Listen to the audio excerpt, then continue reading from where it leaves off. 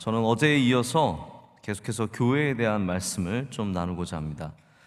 어제 우리는 교회의 정체성이 처음 세워지는 예루살렘에서 보여지는 이 교회에서 어떻게 형성이 되었는지를 잠깐 생각을 해봤습니다. 교회는 가르침이 있는 교회가 되어야 하고요, 교제와 연합이 있는 교회가 되어야 하며, 은혜를 나누는 교회, 그리고 마지막으로는 예배에 힘쓰는 교회가 되어야 한다고 말씀을 드렸습니다. 2000년이 지난 오늘도 우리는 그 예루살렘 교회의 정체성을 지키며 보존하며 또 바라보며 계속해서 붙잡고 나아가기를 원하는 마음입니다. 오늘은 교회의 또 다른 정체성에 대해서 말씀을 드리고자 합니다. 우리가 어저께 모이는 교회에 대한 강조를 드렸기 때문에 오늘은 예수님께서 우리를 세상에 보내시는 것처럼 보내는 교회에 조금 더 초점을 맞추기를 제가 생각하고 준비를 했습니다. 모든 교회는 모이는 것만으로는 궁극적으로 온전한 교회가 되지 않습니다. 우리는 다시 항상 세상으로 나가기 때문에 교회는 모이는 만큼 보내는 것에 대해서 또 흩어지는 교회에 대해서 분명한 정체성을 갖고 있어야 합니다. 예전에는 우리가 예배를 드리고 마지막에 뭐라고 불렀냐면 폐회송이라고 불렀습니다. 폐회, 예배를 마치는, 우리의 모임을 마치는 폐회죠. 요즘에는 많이 뭐라고 부르냐 하면 파송의 노래라고 많이 부릅니다.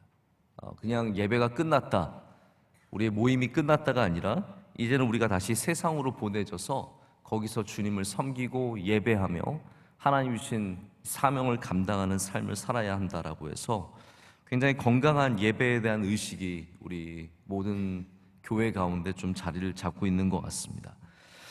실제로 우리의 예배가 여기서 하나님께 올려지지만 또 우리 중요한 삶의 예배가 우리 또 삶에서 이어지기 때문에 교회는 그래야만 건강한 교회가 되고 또 삶과 연결이 될 수 있는 교회.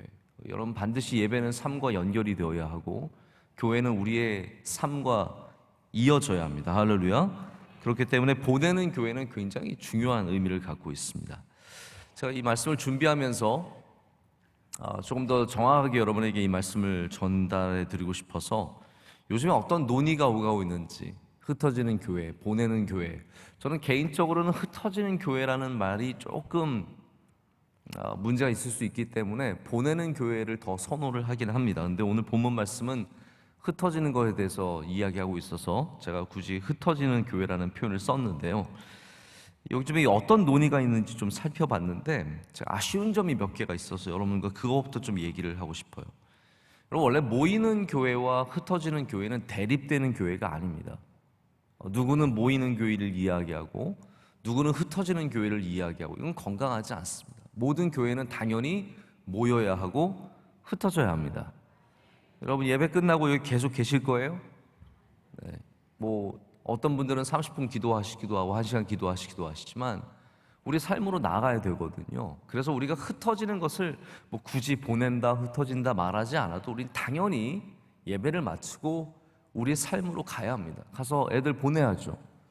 어떤 분들은 굉장히 시간에 예민하신 분들은 6시 30분부터 저를 쏴보시는 분들도 계세요. 시간 됐다고. 왜냐하면 가야 되니까요. 맞습니다. 여러분, 가셔야 됩니다. 근데 그것이 절대로 모임이 필요하지 않기 때문에 가는 것도 아니고요, 또 가지 말고 여기만 모여 있어야 한다는 것도 둘 다 문제가 있는 거죠. 모이는 교회를 옹호하시는 분들은, 또 이거를 또 강조하시는 분들은 코로나에 모이지 않으면 그거는 그 교회는 사탄에게 팔린 교회다 막 이렇게 얘기하면서 세게 나오시는 분들도 계세요. 또 흩어지는 교회를 옹호하는 분들은 이런 식으로 얘기하더라. 하나님께서, 오늘 말씀도 보시면 아시겠지만 순교를 통해서 교회를 흩으신다 그러잖아요. 제가 좀 이따 설명을 드리겠지만 하나님이 순교를 통해서 일부러 흩으신 건 아니에요. 그런데 어쨌든 하나님이 코로나를 통해서 한국 교회를 흩으시는 거다, 자꾸 모이기만 하니까 흩으시는 거다, 그러면서 그게 본질적인 교회 회복이다라고 말씀하시는 분들이 의외로 많이 계시더라고요. 마치 교회를 포기하고 교회에서 모이는 것을 폐하는 것이 바른 믿음인 것처럼, 이제는 시대가 바뀌었으니까 교회에 모이는 예배보다 가정에서 드리고 사회 삶에서 드린 예배가 더 중요하다라고 말씀하시는 것은 여러분 굉장히 이거는 좀 잘못된 방향으로 나아가는 것 같아서 제가 굉장히 아쉬웠습니다. 오늘 8장 1절 후반부 부분은 당시 흩어지는 교회의 상황을 우리에게 알려주고 있습니다. 그날에 예루살렘에 있는 교회에 큰 박해가 있어 사도 외에는 다 유대와 사마리아 모든 땅으로 흩어지니라.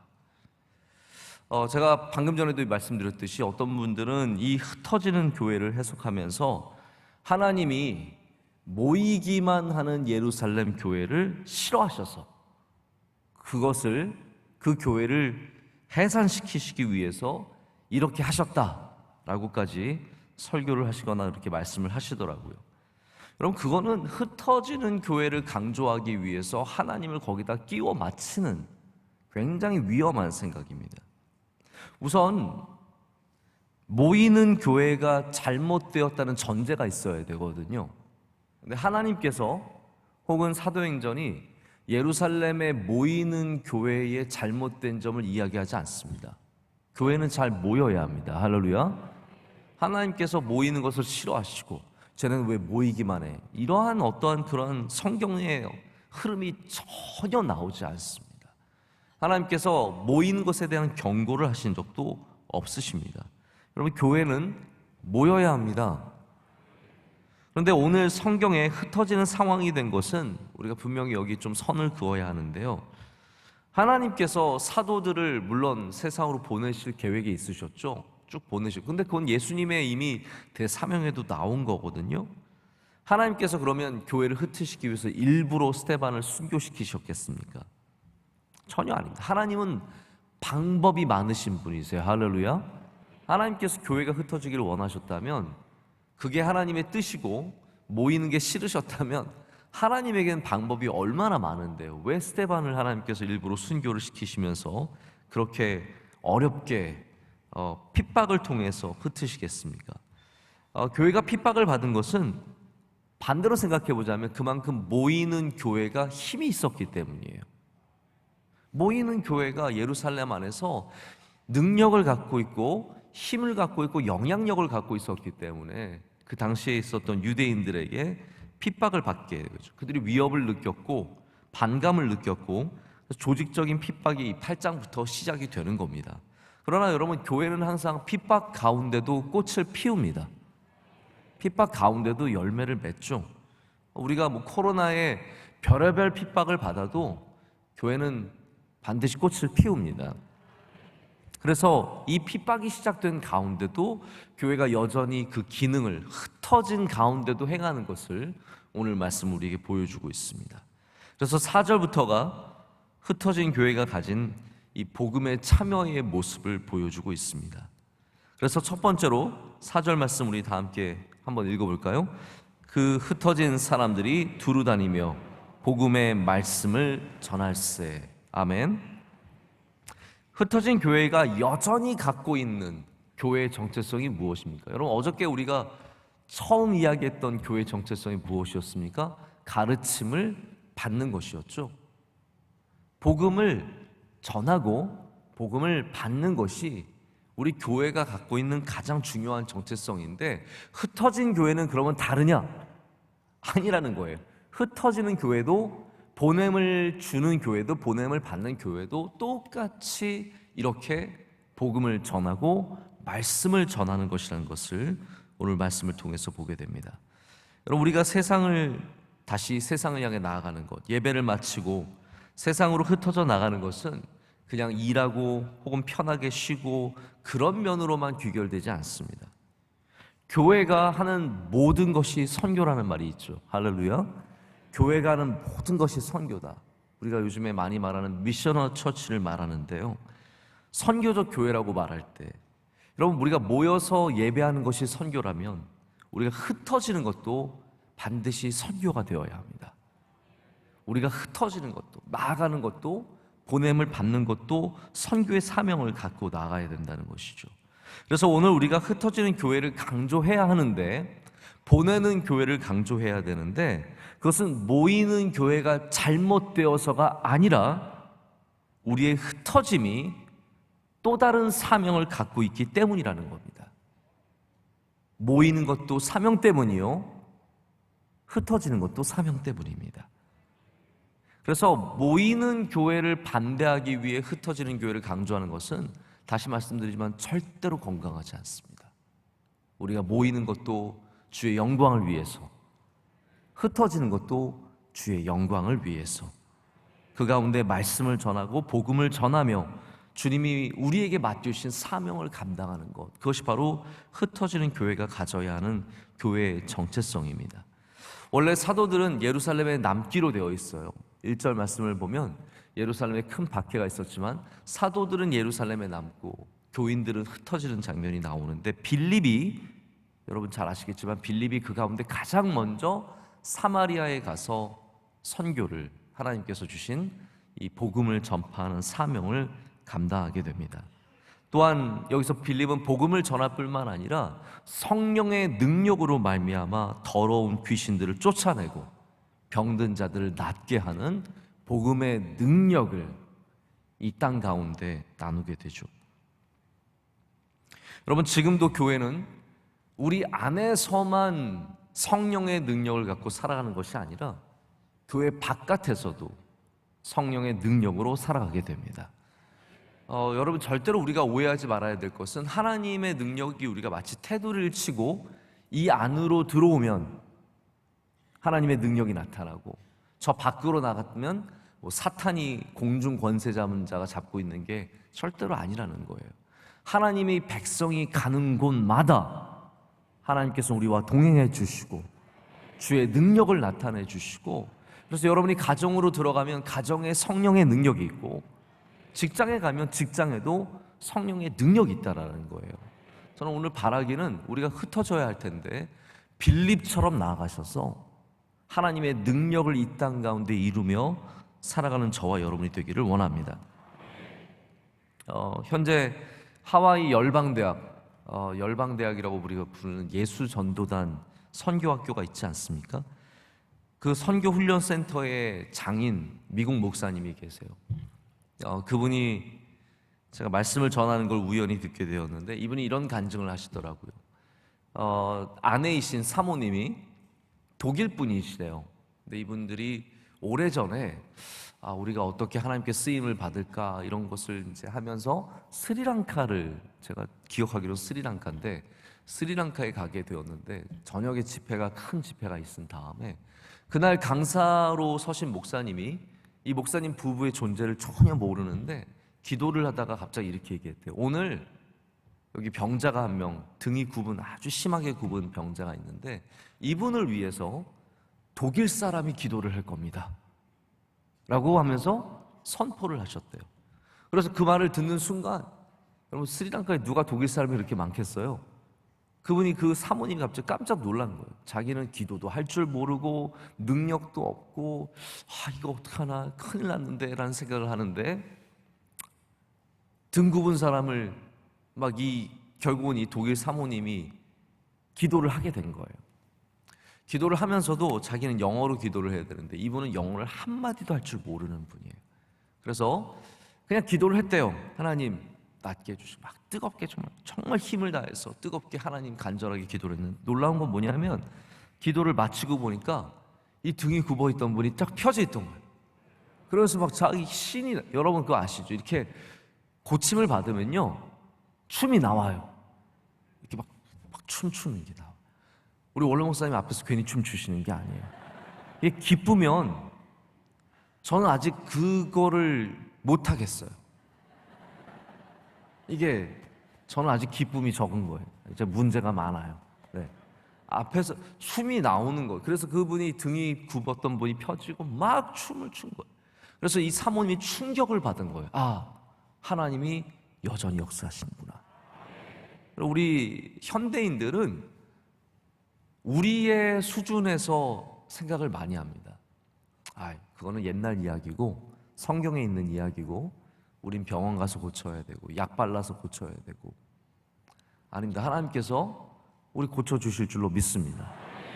저희는 집에서 우리 아이들이 가장 진실된 기도를 많이 해요. 저희 막내가 요즘에 저희 아프면 기도해 주거든요. 요즘에 저희 아내가 옆구리가 결려요. 그래서 저희 굉장히 고생을 하면서 이렇게 잘 못 움직이는데 저희 셋째 아들이 와서 하나님 우리 엄마 옆구리 아픕니다. 옆구리 아프니까 고쳐주세요. 예수님 믿겠습니다. 그러더니 다 낫지 그러더니 나중에 물어보더라고요. 엄마 옆구리 앞굴도 있어? 이렇게 물어보더라고요. 걔는 그게 굴인 줄 알아요. 굴. 옆굴과 앞굴. 여러분의 옆굴도 건강하시길 축복합니다. 여러분의 앞굴도 건강하시길 축복합니다. 여러분 교회는 이 안에서도 하나님의 능력이 나타나고 주님의 백성들이 가는 곳에서도 하나님의 능력이 나타납니다. 우리가 흩어질 수 있는 이유는 하나님께서 밖에서도 우리와 동행하시기 때문이죠. 하나님께서 이 안에서만 계신다면 우리는 항상 이 안으로만 와야 됩니다. 그러나 하나님은 사마리아 성 안에서도 역사하시며 우리의 가정에서도 우리 직장에서도 역사하시기 때문에 우리가 세상으로 나아갈 수 있는 은혜를 얻게 되는 것이죠. 근데 오늘 말씀이 단순한 성령의 능력 혹은 빌립이 갖고 있는 특별한 능력만을 말하는 것은 아닙니다. 제가 어제의 말씀으로 좀 돌아가서 다시 연결을 해드리고 싶은데요. 첫 번째 말씀도 우리 모이는 교회 정체성이 말씀을 배우고 복음을 배우고 복음을 나누는 것이고 흩어지는 교회의 첫 번째 사명도 복음을 나누는 것이라고 말씀을 드렸죠. 제가 보니까 이 두 번째 갖고 있는 특징도 굉장히 모이는 교회와 흩어지는 교회가 같다라는 것을 생각해 보게 되었어요. 어저께 우리가 난해했던 이야기 잠깐 말씀을 나누지 않았습니까? 초대교회가 물건을 통용하고 또 자기의 소유를 팔아서 이렇게 가난한 자들에게 나누어주는 그 모습을 보면서 굉장히 우리가 어떻게 해야 되는가 고민할 수밖에 없었고, 사실 그것이 현대사회에서는 은혜를 나누는 정체성이라고 제가 말씀을 드렸습니다. 은혜를 나누는 것. 할렐루야. 자, 오늘 말씀도 이 고침을 얻는 사건도 사실은 궁극적으로는 같은 의미를 갖고 있습니다.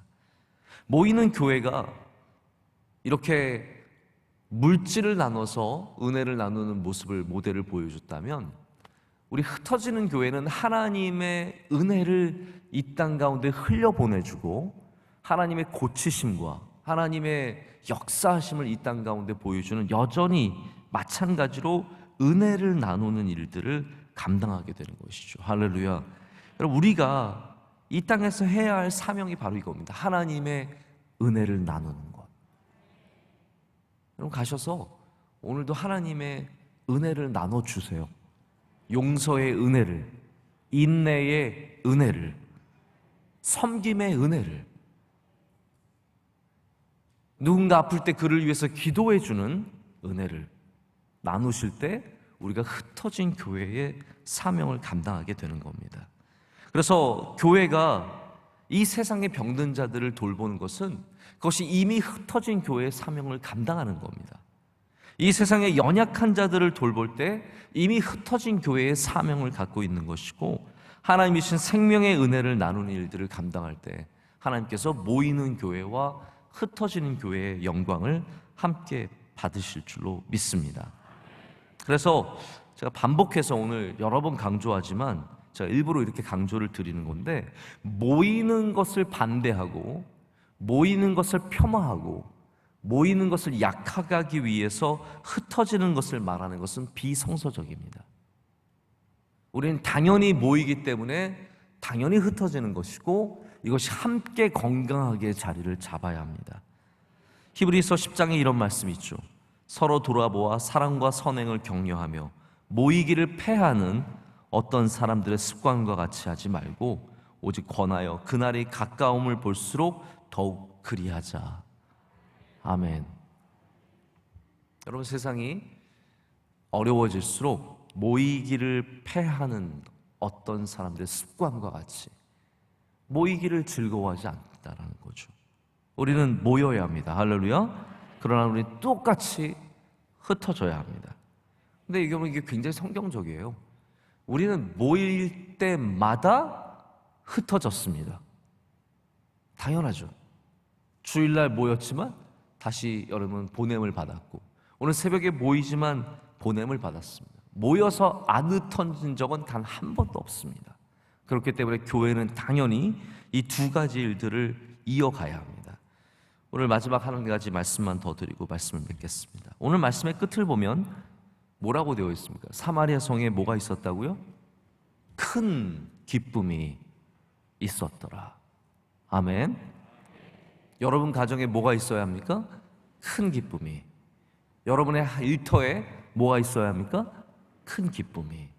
우리 그리스도인들이 가는 곳마다 거기에는 예수 그리스도로 말미암아 주님의 복음의 능력으로 말미암아 큰 기쁨이 있어야 합니다. 이게 바로 우리 그리스도인들이 세상으로 나가서 세워야 하는 귀한 교회의 정체성입니다. 사명입니다. 이 큰 기쁨이 여러분 어떤 기쁨입니까? 뭘 많이 마셔서 잘 맛있는 걸 먹어서 경기에서 이겨서 갖는 승리의 기쁨과는 좀 다른 기쁨이죠. 이 현대 스포츠가 도시와 연결이 많이 되어 있어서 미국에서도 야구 월드 시리즈에서 우승을 하면 이제 우승한 선수들이 카 퍼레이드를 합니다. 작년에 LA 다저스가 정말 얼마 만에 우승을 했습니까? 그러니까 카 퍼레이드를 하죠. 그러면 사람들이 미친 듯이 나와서 박수를 치고 컨페티를 막 뿌리고 난리가 납니다.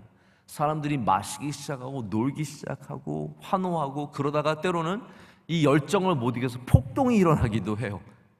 과격하게 사람들이 폭동을 일으키기도 합니다. 유럽에 보면은 축구 좋아하는 사람들 문제가 많아요. 축구 좋아하는 사람들이 폭력적으로 뭐 할 때가 얼마나 많습니까? 도시끼리 막 싸우고 서로 욕하고, 그러다가 그 다음날 보면은 거리가 쓰레기 더미이고 악하고 추한 모습들을 참 많이 발견하게 됩니다. 여러분, 세상의 성이, 세상의 도시가 큰 기쁨을 가질 때는 그러한 기쁨이 생길 수밖에 없습니다. 하지만 그리스도인들이 흩어져서 우리가 가서 주의 복음으로 말미암아 큰 기쁨을 이룰 때는 복이 있습니다. 여러분, 교회는 그래서 근본적으로 세상에 복된 존재가 되어야 합니다. 교회가 하나 세워지는 것을 세상이 기뻐해야 되고, 그래서 우리도요 교회를 세워야 합니다. 저 명성교회도 지금까지 많은 교회를 세우고, 우리가 지금도 미자립 교회를 수백 교회를 돕고 있고, 저희가 여러분께 자세히 설명을 안 드려서 그렇지 정말 한국 교회를 위해서 눈물로 기도하고 애쓰고 있는데, 여러분, 우리나라에 교회가 세워지는 일이 멈춰서는 안 됩니다. 우리 젊은 목회자들도 개척의 사명을 갖고 가서 이 땅에 큰 기쁨이 되는 그런 교회들을 세워갈 때 우리 명성교회가 41주년을 맞아서 세상에 큰 기쁨을 주는 교회가 되며, 할렐루야, 여러분과 저도 모이는 교회의 사명과 흩어지는 교회의 사명을 감당할 때 하나님께서 우리를 통해서 영광을 받으시며 주님께서 우리 교회를 끝까지 붙잡아 주시고 사명을 감당하게 하실 줄로 믿습니다.